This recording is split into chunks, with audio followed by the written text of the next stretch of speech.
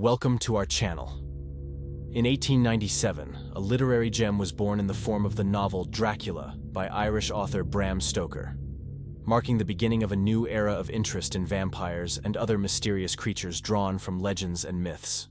Stoker's Dracula was undoubtedly a significant contribution to this genre, but it is worth noting that it was not the first of its kind.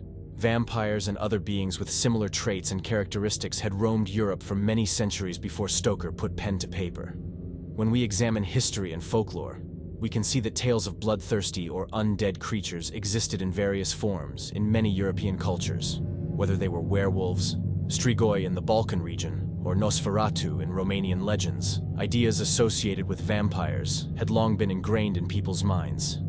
The landscape around the castle of Llers in northeastern Spain was shrouded in mystery and darkness, which had crept into the hearts of the local residents, accompanied by deep fear. The new ruler of the region, Count Arnold Estruch, brought with him an unwavering commitment to cleanse the area of local heresy and compel all residents to turn to the one God.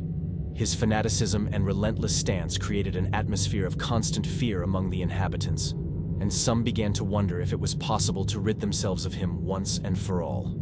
Then, an incredible event occurred. One evening, Count Estruch was suddenly struck by something entirely inexplicable. He clutched his throat and collapsed to the ground. He was immediately taken to a bed where his servants and physicians cared for him.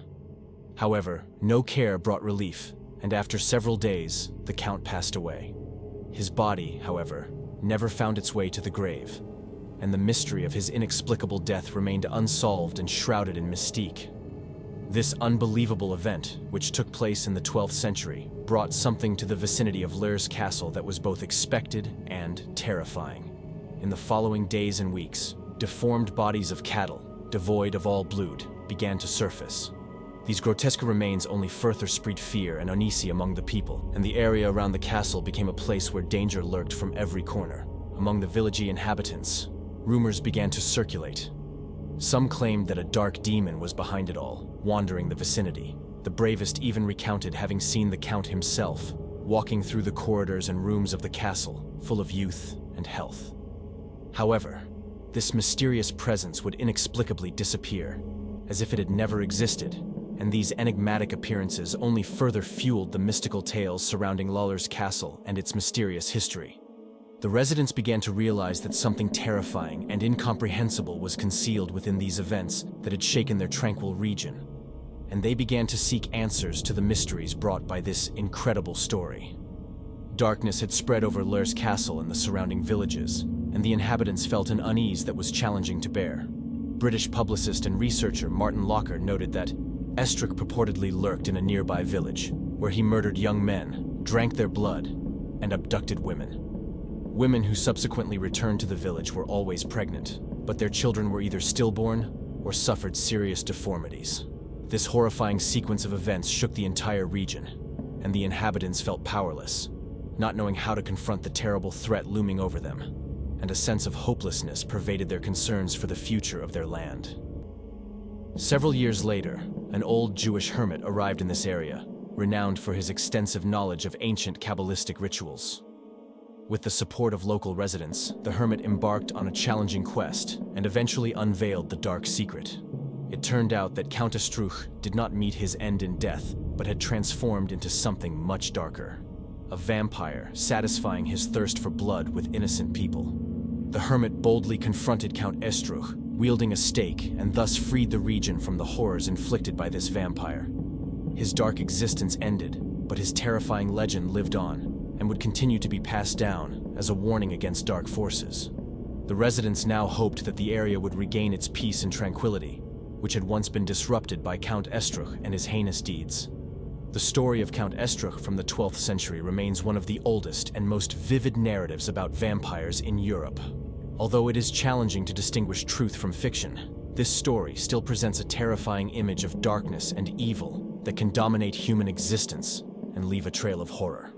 Like many other legends, this story is shrouded in mystery, reminding us that in the past, belief in supernatural forces was both strong and ominous. It is interesting that the legend of Count Estruch, although not one of the most famous, is among the most colorful and long-lasting narratives.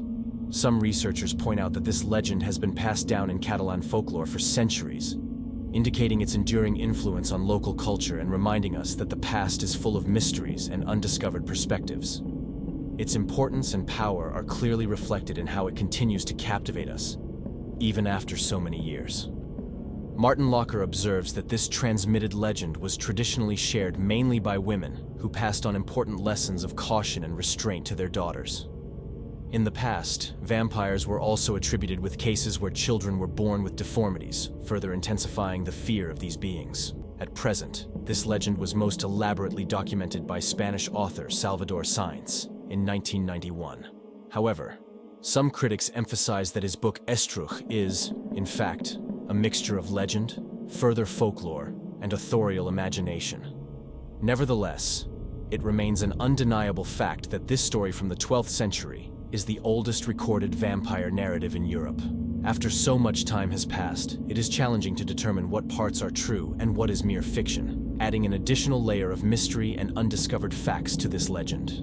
During that time, around the 12th century, under the rule of Alfonso II of Aragon, there was indeed a real persecution of heretics in the region, and people were aware of tales of blood-sucking creatures.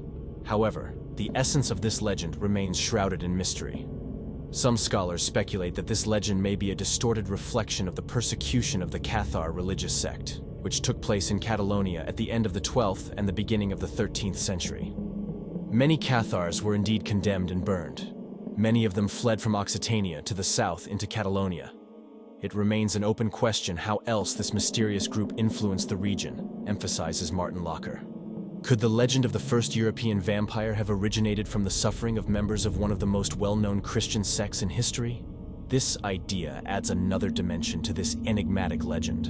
In addition to the legend of the first European vampire, there are many other vampire legends and stories on the European continent that have been passed down from generation to generation. These stories have their roots in ancient history and fear. In recent times, several skeletons have been discovered that were associated with the belief in vampires.